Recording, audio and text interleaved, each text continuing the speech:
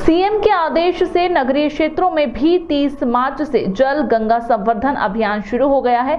नगरीय निकायों के जल स्रोतों को अविरल बनाए जाने के लिए जन भागीदारी से कार्य होंगे। प्रदेश के नगरीय निकायों के जल स्रोतों, नदी, तालाबों, कुआं, बावड़ी के संरक्षण और पुनर्जीवन के लिए 30 मार्च यानी कि रविवार से जल गंगा संवर्धन अभियान शुरू हो रहा है।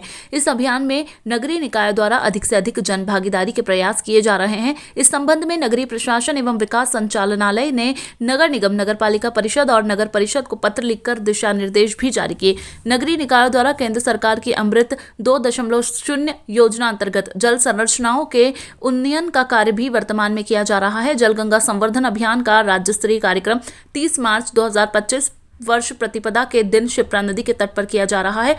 इस दिन अन्य जिलों के नगरीय निकायों में जल समुदाय की उपस्थिति में जल संरक्षण एवं संवर्धन के एक कार्य की शुरुआत जनप्रतिनिधियों की उपस्थिति में की जाएगी। जल गंगा संवर्धन अभियान के दौरान गंगा दशहरा 5 जून को नगरीय निकायों में प्रसिद्ध लोक कलाकार की सांगीतिक प्रस्तुति होगी।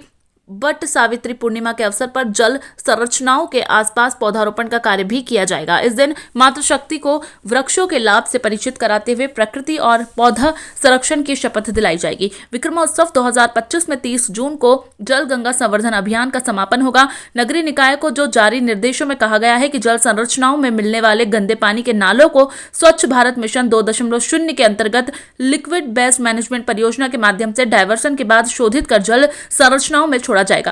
पेयजल सुविधा के लिए शहर के मुख्य स्थानों पर प्याऊ की व्यवस्था की जाए।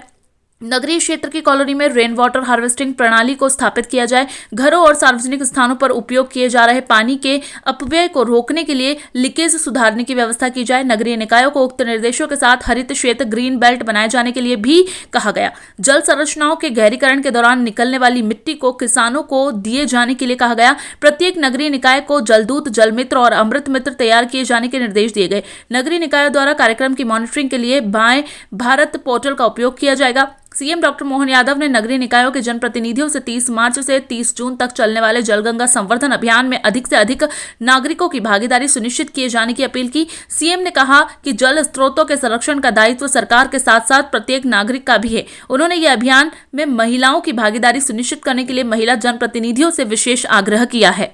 हमारे अपने मध्य प्रदेश की ओर से कई कार्यक्रम प्रारंभ किए। इसमें जलगंगा संरक्षण अभियान भी प्रारंभ हुआ है। एक साथ 3 महीने तक गंगा दशमी के बाद तक हम जलगंगा संरक्षण अभियान से पूरे प्रदेश के अंदर हर तालाब, नदी, पहाड़, नदी, कुएं, बावड़ी, ऐसे प्राचीन और ऐसे खास करके हमारे घाट इत्यादि पर ये जल गंगा संरक्षण अभियान चलाएंगे, जिसमें जल संरचनाओं को लेकर जल की राशि से जीवन और खास करके हमारे यहाँ जल संरक्षण को लेकर के पूरे प्रदेश में व्यापक कार्यक्रम बना है और आज पूरे प्रदेश में एक साथ प्रारंभ हुआ। मेरी अपनी ओर से बधाई।